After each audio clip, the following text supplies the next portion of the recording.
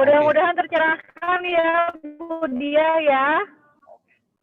Oke, monggo silakan jika ada pertanyaan lagi nih, mulai semakin ini nih ya, semakin panas nih ya untuk eksekusi nih kayaknya Bu Dia nih ya, teman-teman juga nih. Iya. Ya monggo teman-teman silakan. Tadi sudah ada pemaparan yang cukup ini ya, cukup seru nih dari Coach Alim nih. Silakan Bapak-bapak, Ibu-ibu, teman-teman semua yang mau sharing nih tentang penerapan SOP-nya atau misalkan konsultasi, mumpung nih ya, mumpung ada pakarnya nih, master SOP dari Bali nih. Ya, Pak, nggak masalah.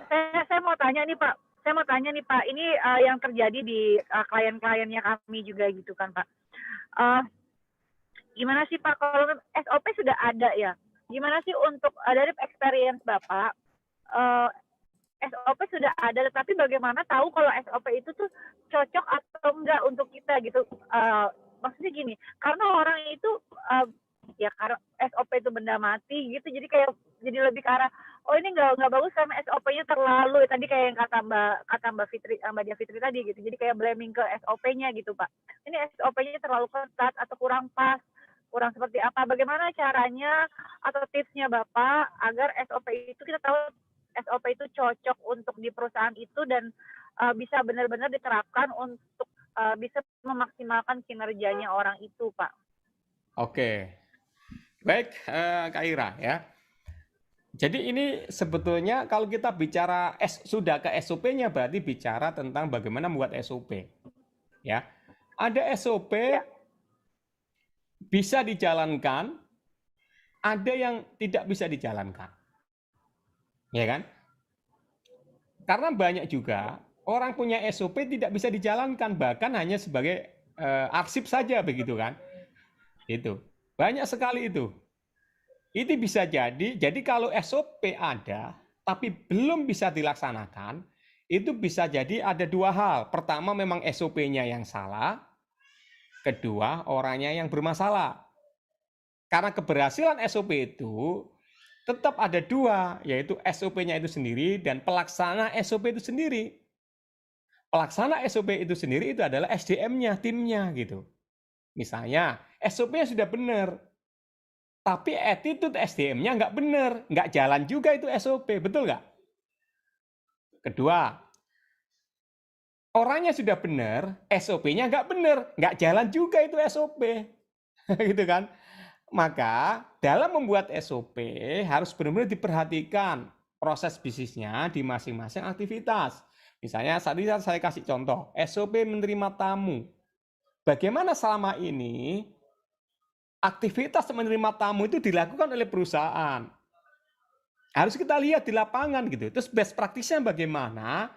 Best practice-nya itu harus kita harus buat, terus kita identifikasi alternatifnya.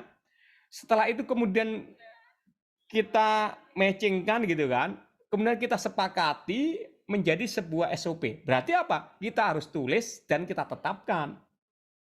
Ya, sesuai dengan yang di lapangan itu. Makanya terbaiknya memang best practice kan. Cara menerima tamu seperti ini. Ya, ketika dikomplain orang, oh caranya begini. Itu pasti ada pengalaman-pengalaman terbaiknya. Ya, itu kita tulis ya, kita buat ya sesuai di lapangan. Ya, Nah, berarti jadi praktek dulu gitu ya Pak, buat dulu aja gitu ya. iya, nanti biasanya kalau ada kesalahan di awal itu wajar kok. Jadi SOP itu makanya ada revisi kan. Gitu. Ketika SOP sudah dibuat, kemudian nggak cocok di lapangan, ya kita harus revisi gitu. Ya, harus kita revisi, jangan dibiarin. Ya, harus revisi. Makanya ada yang ngatakan, oh SOP itu nanti bikin nggak jalan.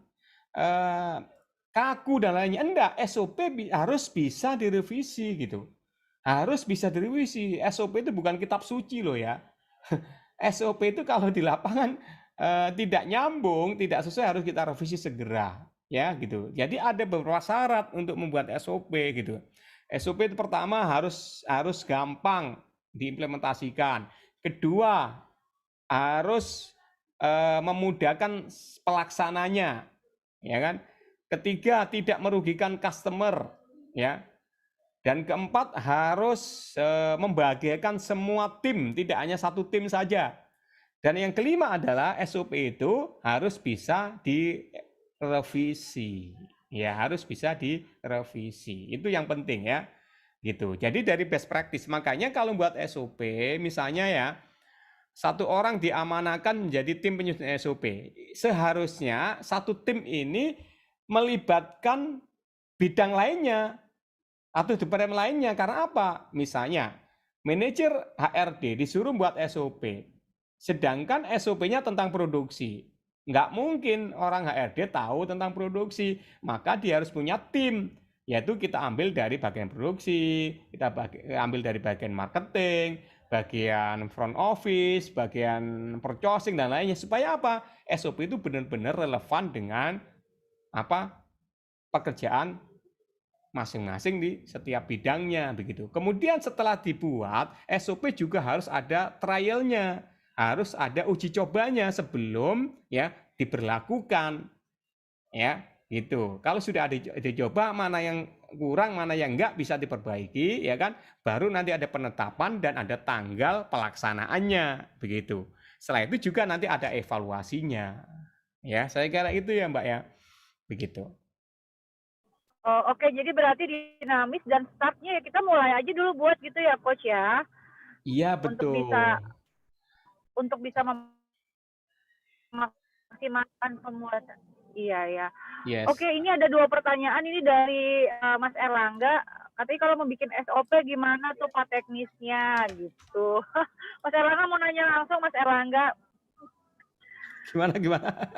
Oke, terus ada dari Bu Nana juga, adakah buku tentang dari Bu Nana bukunya Pak, buku tentang alternatif SOP ada ya Pak Coach Alim jual ya Pak Oh, bukunya? saya punya banyak. Nanti lihat aja di Master SOP ya. Banyak nanti. Mm-mm.